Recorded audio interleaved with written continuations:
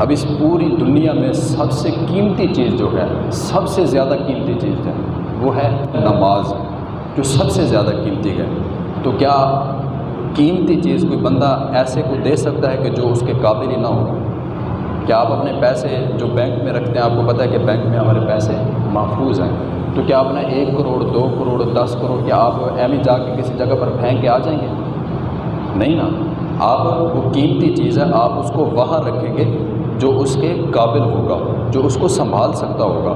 تو بھائی جب آپ امام کے پیچھے کھڑے ہو کر امام کے ساتھ اللہ اکبر کرتے گئے تو آپ اپنی نماز اس امام کے سپرد کر رہے ہیں، اور یہ سب سے بڑی قیمتی چیز ہے۔ ہمیں تو یہ سوچنا چاہیے تھا کہ یار ہم نے نماز شروع کی ہے تو ہم تو اللہ کی بارگاہ میں آئے ہوئے ہیں، تو ہم کن چکروں میں پڑ گئے؟ ہم تو امام صاحب کی شلوار دیکھنے لگ گئے، ہم تو یہ دیکھنے لگ گئے بھائی ہم تو امام صاحب کو 5,000 تنخواہ دیتے ہیں، ہم تو امام صاحب کو 10,000 تنخواہ دیتے ہیں، تو یہ کاٹن کا سوٹ کہاں سے آ گیا؟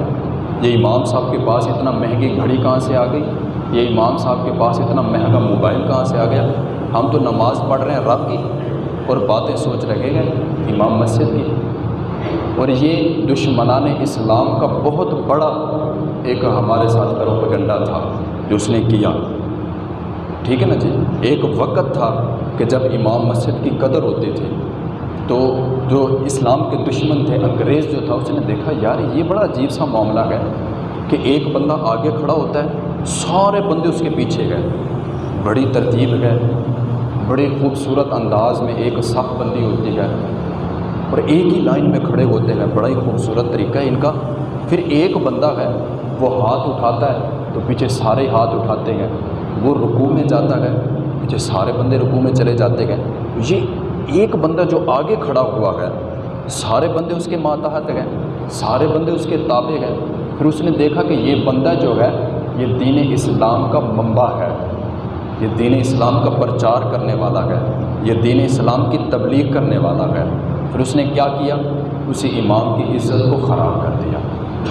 پھر معاملہ کیا ہوا جو آج ہمارے ساتھ چل رہا ہے؟ یہ بزرگان دین فرماتے ہیں کہ جب ائمہ مساجد کی اور علماء حق کی عزت کرنا لوگ بھول جائیں گے تو لوگ ذلیل و رسوا ہونا شروع ہو جائیں گے۔